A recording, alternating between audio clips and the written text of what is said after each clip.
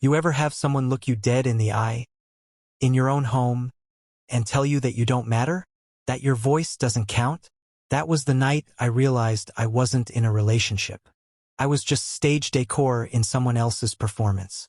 And the moment she said those words, a part of me died, only so another part could be born. Her name was Lena.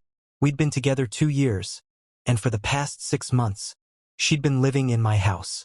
My name was on the mortgage, my name was on the bills, but in her mind, she was a sun and I was just one of her orbiting planets, useful but disposable. I loved simple things.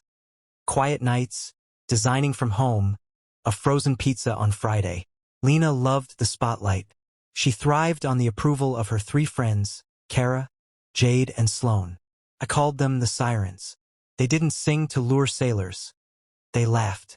A cruel, high-pitched cackle that could peel the paint off walls. The night it happened, I was stirring pasta sauce when Lena burst in, phone pressed to her ear, glowing like a star about to explode. "Good news," she announced after hanging up. "The girls and I are going to the lake for the weekend. Leaving tomorrow." I asked a simple question. "Which lake?" She froze. Then she laughed. Not the kind of laugh that invites you in, but the kind that cuts you out. Kara walked in at that exact moment, and Lena turned to her, smirking. "Can you believe him? He wants to know where I'm going." And then it came, the line that split my life in two. She put her hands on her hips, stared me down, and said, "Stop acting like we're married. You don't get a say in where I go, or who I'm with." The sirens exploded with laughter. In my own kitchen, in my own home, I was reduced to a joke. But here's the strange thing, I didn't scream. I didn't argue. I didn't even drop the spoon dripping sauce onto the floor. Instead, I smiled. Not a real smile. A hollow one. The kind of smile you wear when you finally stop fighting a losing battle. In that moment, the part of me that still wanted to save the relationship packed its bags and walked out. What was left was someone new. Someone dangerous. When Lena and the sirens clattered out of the house that night, I stood alone in the silence, pasta bubbling behind me, and whispered to myself, "Not married. No say. Got it." The next day, as her car disappeared down the street, trunk stuffed with glitter and cheap rose, I put my plan into motion. Step 1. Enlist Mrs. Whitlow, my 80-year-old neighbor with a rose garden and a love for neighborhood drama. Over lemon cake, I told her everything. Her eyes lit up. She agreed instantly. She'd play her part when the time came. Then came step 2, Operation Resurrection. For 6 months, my house had been suffocated in beige pillows and soulless art. That weekend, I took it back. I boxed up every shred of Lena's existence. Dresses that shed glitter like toxic waste? Packed. Heels stacked like weapons of war? Packed. Makeup, serums, mysterious jars of goop? Packed. Each box labeled with biting honesty. Everyday costumes. Fancy nights I wasn't invited to. Podiatrist's nightmare. By Saturday morning, her belongings were locked away in a storage unit I paid for 1 month, because generosity has limits. Then I rebuilt. Beige rug, rolled up, replaced with a green turf rug shaped like a football field. White couch, sold. In its place, a monstrous black leather recliner with 16 cup holders. A sterile coffee table, gone.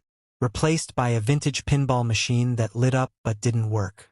And over my bed, instead of macrame and mirrors, I hung a framed photo of a grizzly bear catching a salmon mid-leap.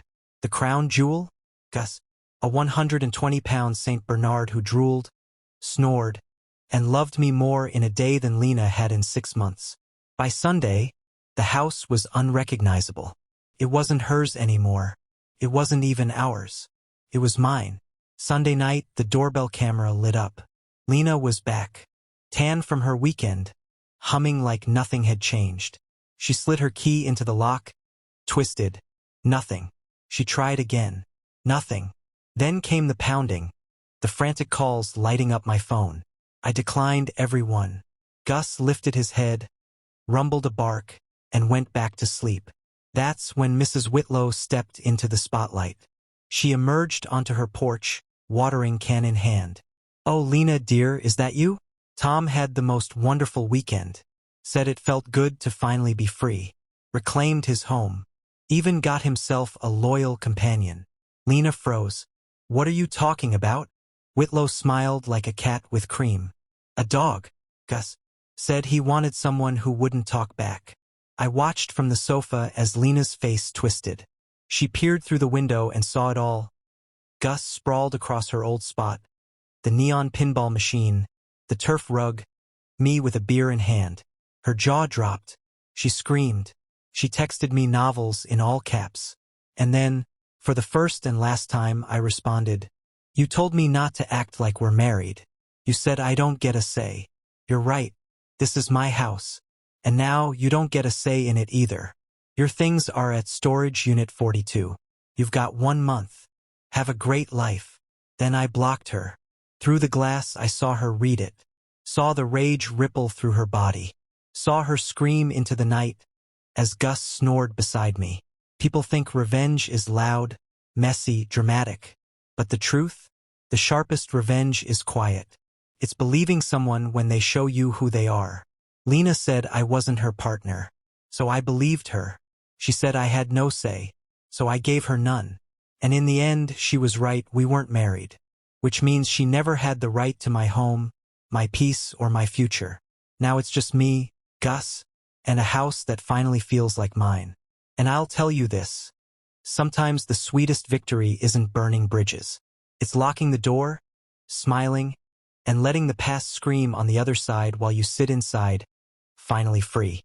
If you've ever had someone try to make you feel small in your own home, tell me your story in the comments. And don't forget to subscribe, because I've got more to tell.